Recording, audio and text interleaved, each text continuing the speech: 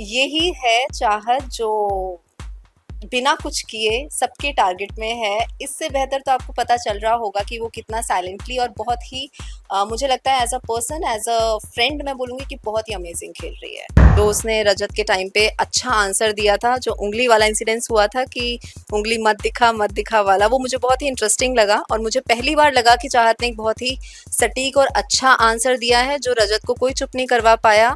1 second में चाहत ने ही चुप करवाया है।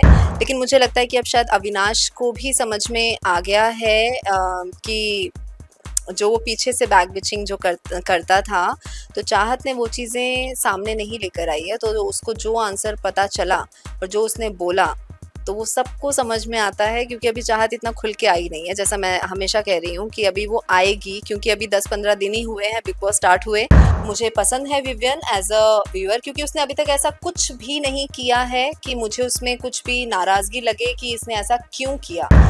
मुझे लग रहा है वो बहुत ही अमेजिंग प्ले कर रही है, बिकॉज़ जिस टाइप की वो है और जितनी सिंप्लिसिटी से वो गेम खेल रही है बिना किसी लड़ाई झगड़े के, तो मुझे लग रहा है कि इससे बेस्ट और कौन ही गेम खेलेगा, क्योंकि गेम खेलने के लिए सब लोग बहुत कुछ एफर्ट डाल रहे हैं, बहुत लड़ रहे हैं, बहुत चीज़ें हो रही हैं in big boss house.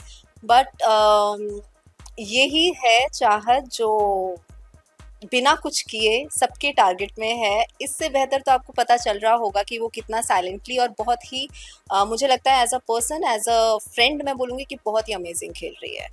Avinash और चाहत की जो मैं ये बोलूँगी कि जो उनकी फ्रेंडशिप या लड़ाई जो हुई है, मुझे लगता है उससे सामने-सामने अविनाश ने कभी भी वो चीज़ें नहीं बोली हैं जो चाहत के कान में पड़े। बिकॉज़ बिग बॉस वीकेंड के वार में सिर्फ़ ये चीज़ ज़रूर बताई गई थी सलमान जी के थ्रू कि कि हाँ, अरे इसने तो हमने इसको 2 साल बहुत झेला है, जो अविनाश ने स्टेटमेंट दिया था, वो फिर चाहत के जब सुनने में पड़ा तो उसने भी ऐसे देखा, अच्छा, ओके। तो वो याद रखती है, बाकी बोलेगी कुछ नहीं। तो मुझे लगता है कि अविनाश के मन में कुछ ऐसा होगा, क्योंकि अगर चाहत के मन में होता तो वो बीच-बीच में जाती है, वो उससे बात करती है। लेकिन मुझे लगता है कि अब शायद अविनाश को भी समझ में आ गया है कि जो वो पीछे से बैक बिचिंग जो करता था, तो चाहत ने वो चीज़ें सामने नहीं लेकर आई है। तो उसको जो आंसर पता चला और जो उसने बोला, तो वो सबको समझ में आता है क्योंकि अभी चाहत इतना खुल के आई नहीं है। जैसा मैं हमेशा कह रही हूँ कि अभी वो आएगी, क्योंकि अभी 10-15 दिन ही हुए हैं बिग बॉस स्टार्ट हुए और इतने में उसने इतना रजत की ही कुछ बोलतियाँ बंद कर दी हैं। तो मुझे लगता है अभी तो शुरुआत है, आगे तो आपको बहुत ही इंटरेस्टिंग देखने को मिलेगी, जो आपको लगेगा क्या यही चाहता है। लेकिन मैं ये ज़रूर बोलना चाहूँगी कि अगर कल को वो लड़ाई भी करेगी तो सब लोग यही बोलने वाले हैं कि ये आई असलियत चाहत की।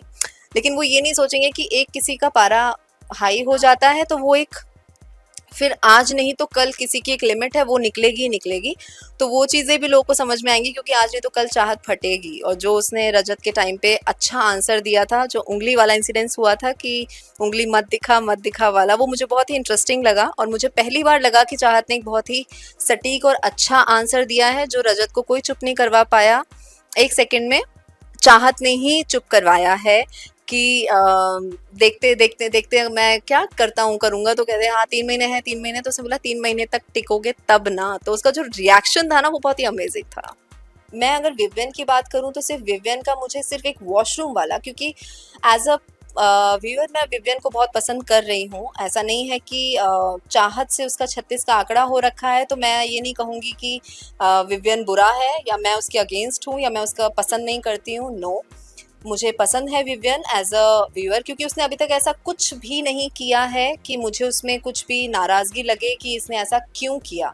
सिर्फ एक वॉशरूम वाला जो सीन हुआ था, जिसमें मुझे मुझे मतलब मुझे क्या as a friend, as a viewer भी वो अच्छा नहीं लग रहा है कि आप किसी को वॉशरूम जाने के लिए नहीं ऐसे रोक सकते हो, जबकि आपको ऐसा कोई टास्क नहीं दिया गया है कि इसकी अथॉरिटी सिर्फ आपके पास है। अगर ऐसा कुछ होता तो फिर डेफिनेटली आपका राइट है, आप जितने भी इश्यूज क्रिएट करना चाहते हैं तो आप तब कर सकते हैं। तो मुझे सिर्फ विवियन का वो चीज़ पसंद नहीं आई, बाकी ऑल ओवर विवियन बहुत अच्छा जा रहा है और अभी भी चाहत का साथ विवियन ने ही दिया, किसी ने नहीं दिया उस चीज़ में साथ। जो अभी खाना बनाने वाला जो सीक्वेंस हुआ था, तब विवियन ने कहा कि अगर ऐसा कुछ होगा फिर चाहे चाहत हो या कोई भी हो, फिर मैं बीच में आऊँगा। तो वो चीज़ मुझे स्टेटमेंट बहुत अच्छा लगा। तो उसने खुद एक्सेप्ट करता है कि हाँ, खाने पे बहुत ज़्यादा खिंच गया है, बहुत ज़्यादा चीज़ें तू-तू मैं-मैं हो गई है, हाथापाई तक हो चुकी है, फिर तो आने का बनता है।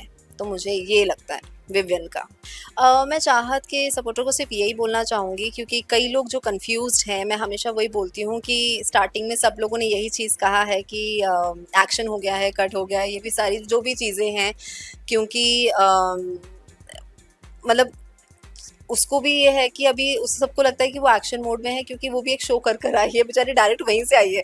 तो सबको लग रहा होगा जो उसकी पायल से लोग इरिटेट हो रहे हैं, बहुत छोटी-छोटी चीज़ों से हो रहे हैं।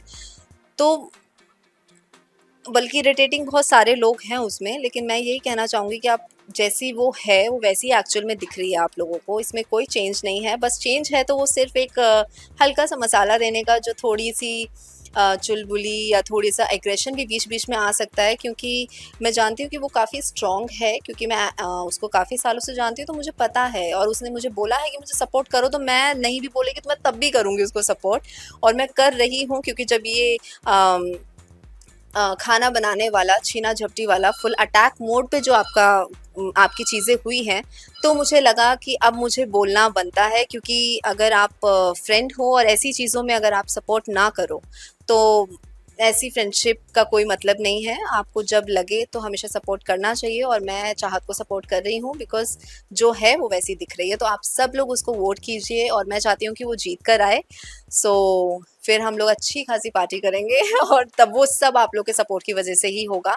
So thank you so much.